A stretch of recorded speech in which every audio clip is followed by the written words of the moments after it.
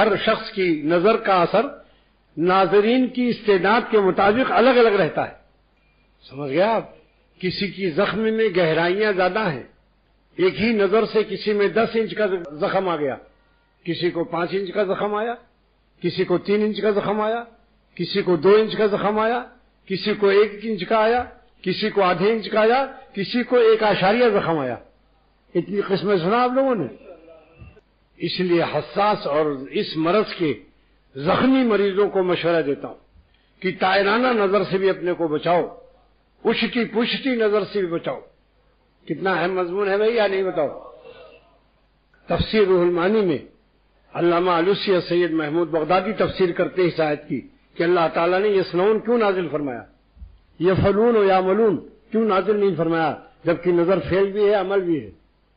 فرماتے ہیں یسنون اس لیے نازل فرمایا کہ واللہ خبیر باجالۃ النظر، نظر باز لوگوں کی آنکھوں کی کا گھمانا کا نقشہ اور ڈیزائن ہمارے سامنے ہوتا ہے. ہم باخبر ہیں کہ تم کس طرح سے نظر گھما گھما کر کبھی گوشے چشم سے دیکھتے ہو، کبھی آدھی آنکھ دباتے ہو اور کبھی کالا چشمہ لگاتے ہو، کبھی داہنے کبھی بائیں، کبھی غصے میں دیکھتے ہو اور ڈانٹ رہے ہیں ایئر ہوسٹس کو کہ ہم تمہارے افسر اعلیٰ سے تمہاری نوکری چھڑوا دیں گے، تم نے چائے میں دیر کر دی ہم کو. غصہ چڑھا ہوا ہے، آنکھیں لال ہیں، مگر نفس اندر حرام مزہ لے رہا ہے. یہ غصہ، اس غصے سے شیطان ان کو زہر پلا رہا ہے. پوچھا جاتا ہے میں نے اس لیے ڈانٹا تھا کہ مجھے اس کی طرف رغبت نہ ہو. پیخانے کو پیشاب سے مت دھو، اپنے شیخ سے پوچھو طریقہ کار کیا ہے. اور بعض لوگوں کو پیار اور شفقت سے شیطان مارتا ہے. وہ پوچھتے ہیں کہ جناب کی تعلیم کہاں تک ہے؟ ارے اسی کالج کا تو میں بھی پڑھا ہوا ہوں. ارے اسی گلشن کا تو میں بھی ایک بلبل ہوں. آپ کی تنخواہ سے پورا کام چل جاتا ہے، ورنہ میں آپ کی کچھ امداد کیا کروں، ماہانہ مقرر کر دوں. سو 1-2 مثال دے دیا.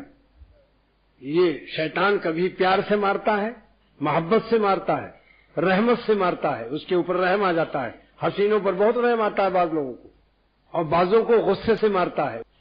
مگر اللہ تعالیٰ جن کی حفاظت فرماتے ہیں ان کو اپنی ہر چال بازی کا علم ہو جاتا ہے.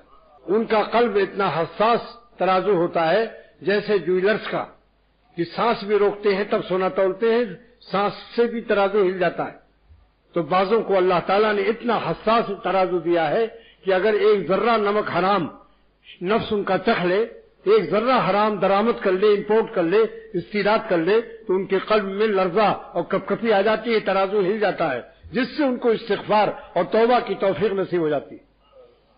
اور بعضوں کی ترازو لکڑی کی طرح ہے، ایک پاؤ لکڑی کے ڈال دو کانٹا وہیں رہے گا، انہیں پتہ ہی نہیں چلتا. ایسا انٹرنیشنل گدھا ہوتا ہے.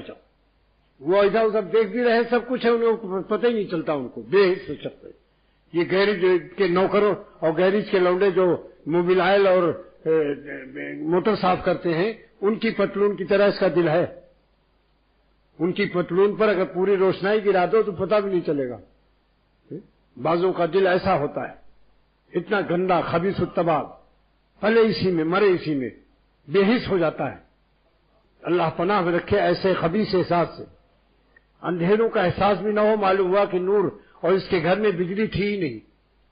اسی لیے ذکر اللہ والے بتاتے ہیں کہ تاکہ ذکر کی برکت سے قلب میں نور آئے، تب گناہ ہونے کے بعد جب اندھیرا آئے اور بجلی فیل ہو جائے تب یہ وائرلیس کرے اور ٹیلی فون کرے پاور ہاؤس کو، اللہ تعالیٰ سے استغفار، آہذاری، اشکباری اور بے قراری اور اللہ کو فریاد داخل کرے.